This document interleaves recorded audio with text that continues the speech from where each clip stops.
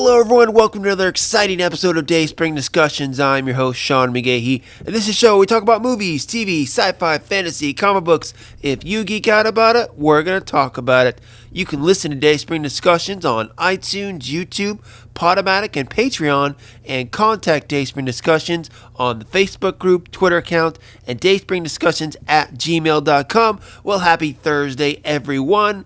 It is a bright and sunny day here in Austin, Texas. Hopefully you guys are enjoying your morning. Hopefully you were ready for a great weekend. A lot of good stuff. I'm excited for tomorrow.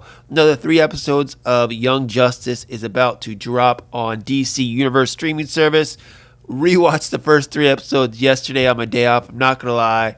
It's awesome. Can't wait to watch some more. Also on Monday, I'm actually going to be at the theater taking part in the Fathom events where they're showing the animated Death of Superman and premiering Reign of the Superman, which does not drop until the following day. They're doing back to back. I'm excited to watch that. I really enjoyed this newest adaptation of the Death of Superman storyline. Can't wait to see it up on the big screen and see how they treated the Reign of Superman, because let's be honest, how they've done this story in the past, first off, they've left out the 4 Supermen, and to me, not really done a lot of justice. I think the animated movie last year really did a good job as far as better than most, and the fact that they split it into 2 movies can tell more of a complete story is a good sign. We'll see how it goes, guys, but I'm excited for that too. But we got a few things to talk about today, so let's get right into it. First off, a new trailer for Punisher Season 2 is set to drop today online. It has not done so yet as of 8:45 Central Standard Time, and that's okay. You know, I'm not a big Punisher guy. This season is set to drop next Friday, January 18th, and as much as everyone loved Season 1, I gotta say at this point, who cares? I mean, Daredevil Season 3 was phenomenal, okay? Weeks later, they canceled it. They canceled Luke Cage. They canceled Iron Fist, which I don't think anyone's crying about that.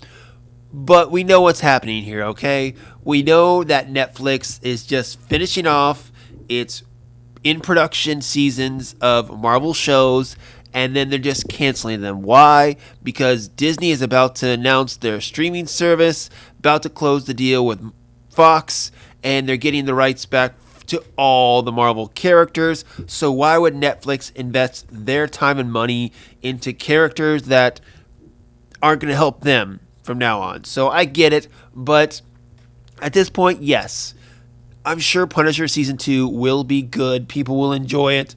I'm not a Punisher fan, so I enjoyed the first season, but not as much as I enjoyed any of the Daredevil seasons. So I will watch it, but I will watch it with that little piece of my mind knowing this is the last we're going to get. I think John Berthal has done a great job as Frank Castle. Again, I think the season's going to be good, but I'm not going to be as enthusiastic about it knowing that we're not going to get a Season 3. So yes, the trailer will drop here, I'm sure, shortly, and I'm sure the season will be decent, but not that excited about it, guys. But fire back, let me know what you think, of course, about Punisher Season 2. Are you super excited? Did you really enjoy Season 1? I want to know. And then, of course, are you going to be disappointed in about 2 weeks when they announce that Season 3 will not be coming? Next up, Disney has released a mid-season trailer for their Star Wars animated series, Star Wars Resistance. Now, in this one, we get a little more action as the First Order is coming more to the Colossus, starting to take over, really, is what it is, and our main characters and heroes are feeling the heat. We got a couple of clips, actually, of them witnessing the beginning of Starkiller Base and what that entails. To be honest, everyone knows I'm a huge Star Wars fan, but I stopped watching this after a couple of episodes in. It's geared more towards that younger audience, I believe, more than what Clone Wars and Rebels was, and that's okay. I'm fine with, stuff not being geared towards a 30-year-old guy who's loved Star Wars his whole life, because you got to get those younger kids involved, and this is how you start them off. Even though I tried showing this to my daughter, and she wasn't really all that interested either. Of course, she enjoyed seeing BB-8 in there, but nonetheless, I get it. This show's not for me. But it is Star Wars, so I think when it comes out on DVD or when all the episodes are available, I'm going to sit down, binge watch it in a couple of days, just so I can say I got through it. And who knows, maybe my mind might change on it as this season develops.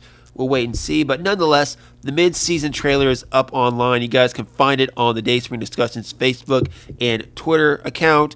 Look at it, let me know what you think, and let me know if you think it's worth it. Jumping over to the sci-fi realm, guys, Denis Villeneuve, is that his name? Yes, I got that right. Denis Villeneuve is the guy behind Blade Runner 2049. Now, some people enjoyed the sequel / soft reboot of the Blade Runner franchise. I went and saw it in theaters, and I thought it looked beautiful. Little long, story was a little boring, but I get what he was going for. Villeneuve, great filmmaker. He's got other films like Prisoners that I super enjoyed. So as a filmmaker, I do enjoy it. So the next thing he's working on is a remake of the classic sci-fi story of Dune. Now, when I was a kid, my dad, being the hardcore geek that he was, loved Dune, and he had the mini series that came out, and he watched that quite a bit. I, as a kid, never really got into it. Now, according to the Hollywood Reporter, we're getting a couple of casting things. Now, Stellan Skarsgård is set to play the villain in this Dune reboot. We also have Dave Bautista, who worked with Villeneuve in Blade Runner 2049. He's cast in the film as well. Timothy Chalamet, who is set to headline the movie as Paul Atreides, and Rebecca Ferguson is going to play his mother. So a lot of good cast in there, a lot of good talent. Gets me a little more excited for the film, but given the fact that I wasn't a huge fan of Blade Runner 2049, I'm not inspired enough to sit down and rewatch the original or the sci-fi remake miniseries they did years back as well. I know Dune is a very classic and old sci-fi story that a lot of hardcore geeks love. Maybe because I don't know a lot about it, I can't get that into it. Maybe I should give the old miniseries a try. But honestly, I don't want to. I don't want to. I might change my mind, when the trailer comes out. Of course, anything's possible. But so far, we got some good casting going on in this film. So we'll see what develops. And Villeneuve, he's got some good stuff in the past. We'll see where he goes from here. Fireback, let me know what you think about Dune, if you're a fan of the franchise, and if you think casting is going well. Or Denis Villeneuve, did you like Blade Runner 2049? Did you hate it? Let me know. Okay, guys, for the rest of the episode, we're going Trekkie. That's right, we're talking Star Trek. Now, there's some recent news in the world of Star Trek that I wanted to go through. And let's start off with this. So, first off, producer Alex Kurtzman was talking to the Hollywood Reporter and revealed that they're looking to do not one, but another Star Trek animated series for CBS All Access. He said, quote, "Our goal is to not only expand the definition of Star Trek and what has qualified as traditional Star Trek, but also to tell stories that are both self-contained in a very short period of time that also connect to the larger picture of what we're doing, not only in Discovery, but in the world building of Trek in general." Now, they also have another Star Trek animated series set that is called Star Trek Lower Decks. Now, that series is supposed to offer a comedic take on the adventures of Starfleet's support level. Lower Decks is, quote, "a totally different from anything we're doing on any of these shows, and we decided to tell that story and make those people the heroes." Now, this comes after a couple other pieces of news of Star Trek. First off, we have Star Trek Discovery. A trailer came out for Season 2 along with a couple of featurettes. That's coming soon on CBS All Access. We still have the Picard series that's coming out too with Patrick Stewart. And now rumors are coming around that Star Trek 4 is reportedly been shelved.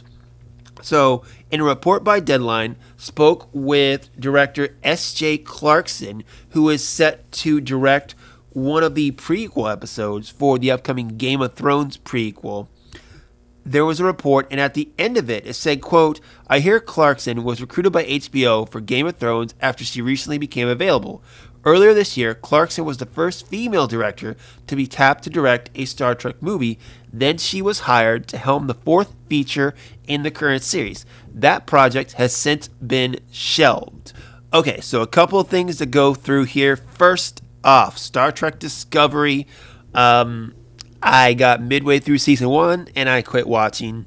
I mean, I've never been a big Star Trek guy, and while this is definitely not traditional Star Trek like my dad watched when I was a younger kid, I still just couldn't get into it. However, season 2 does seem a little enticing now that they're adding Christopher Pike. Maybe I'll jump back into it. I don't know. I'll probably end up giving it a try when a couple episodes come out. But overall, not the best. Not my cup of tea. Not to say it's not great, but not my cup of tea. I've enjoyed the current Star Trek films, definitely. I've never been a Star Trek fan. I was always a Star Wars guy. My dad loved the Trek, but he also loved Star Wars as well. To where I get my passion for geekdom really stems from my father. This animated series that's coming out, so they had the old animated series back in the day with the original crew with Kirk and Spock and Bones. Now they're making another one. Now this first one, they got Lower Decks, where they're going to show some of the supporting cast or people that work on the starship that aren't exactly, higher up. I don't get it. Because, yes, it said more comedic. Great. Isn't that what the Orville is?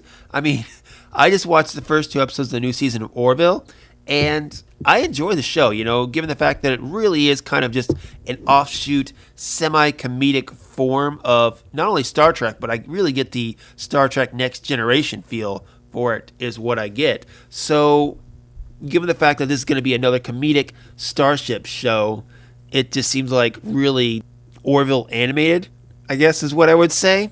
I just hope it's not going to be kind of like a Family Guy style thing. I just don't see that working really very much. The fact that they're making another animated series, I tell you what, they're going all in. This CBS All Access is going all in pretty soon. You might as well just call it Star Trek All Access. You got Discovery, you got the Picard series, you got 2 animated series now going. I get it. Paramount, you don't have a lot of franchises to bounce those checkbooks off of. You got Mission Impossible, and I think Star Trek is about it.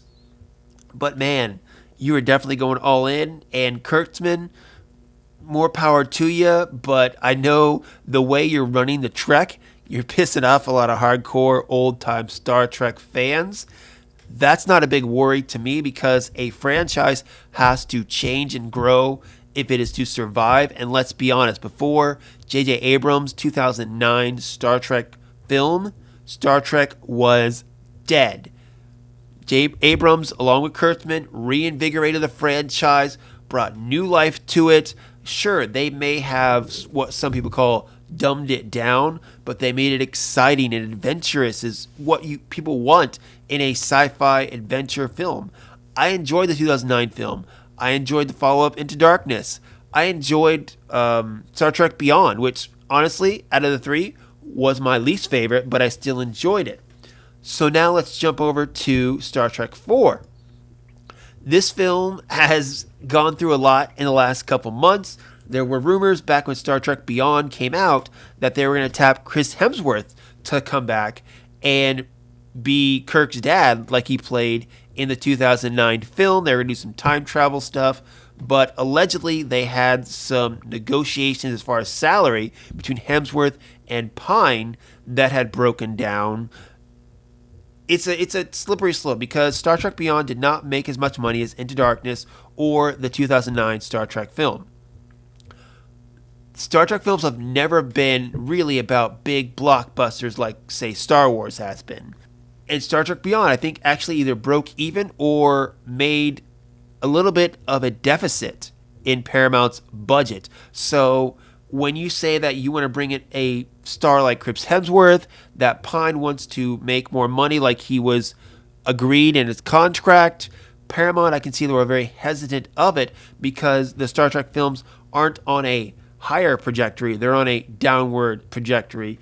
As a studio, you're in it to make money. Yes, it's an art form, but studios want to make money, okay? Anyone who makes anything, TV, movies, comic books, whatever, yeah, they have a story to tell, but they're hoping the story will make them money. I get both sides of the story here. You know, Pine was promised something in his contract, so he just wants Paramount to live up to it.